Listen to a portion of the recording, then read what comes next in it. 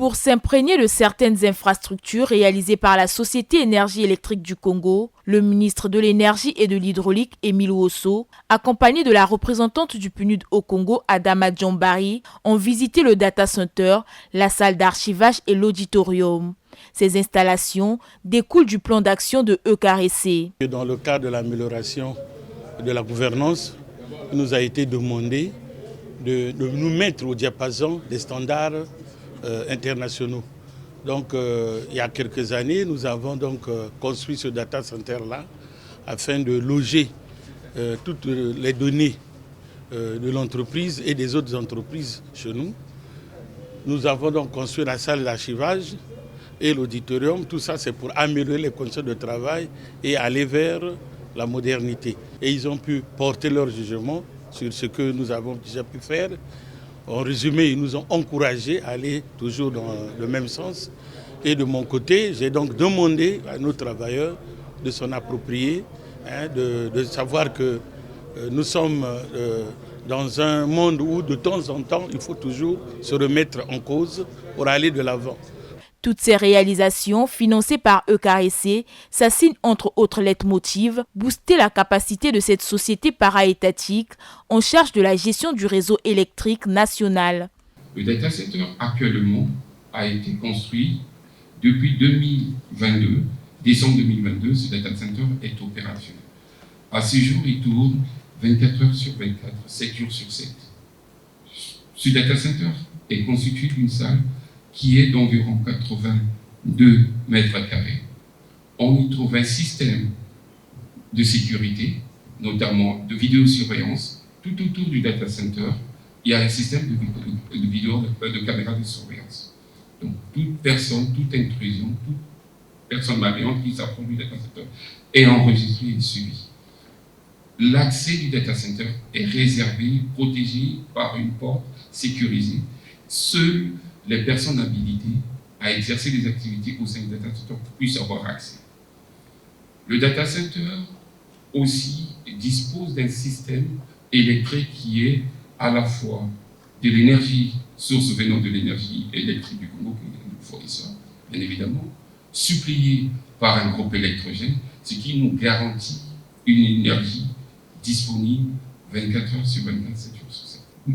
Deuxième volet du data center, il y a la partie refroidie. Pour le ministre en charge de l'énergie, le gouvernement s'emploie avec les partenaires au développement à l'amélioration des prestations de EKRC.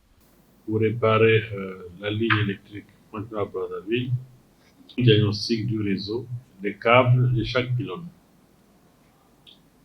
En dehors de ce financement de la Banque mondiale, le gouvernement s'est battu et a eu un autre financement du groupe Eni, Italie, pour appuyer le financement de la Banque mondiale et faire que toutes les réparations concernent toute la ligne et tous les réseaux électriques de ce que nous appelons le boulevard énergétique du Congo. Tous ces financements sont disponibles et déjà mis en œuvre et nous avons un comité de suivi dans lequel il y a les cadres de KRC qui sont avec le gouvernement et les opérateurs retenus après appel d'offres par Eni et par la Banque mondiale. Et enfin, EKRC a pu lever elle-même aussi un financement auprès des banques locales et nous avons fait l'arbitrage pour la gestion, l'affectation efficace. Les responsables de EKRC ont été exhortés à capitaliser ces investissements afin de répondre aux attentes des consommateurs. Et là, c'est l'occasion de bien réparer tout ce qu'il faut, de remplacer ce qu'il faut. Et le gouvernement compte donc sur vous et sur vos disponibilités à montrer que vous êtes capable de faire le travail. C'est votre métier, c'est votre entreprise, à vous de montrer au gouvernement que vous êtes capable. Nous avons fait nos dernières réunions d'arbitrage à la SNDE.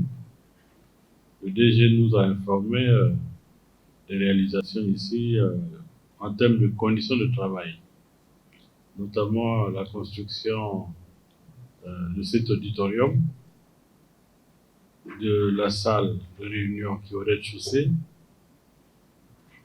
Et enfin, la construction d'un data center qui est très important pour héberger toutes les données, aussi bien celles de KRC que celles des autres opérateurs.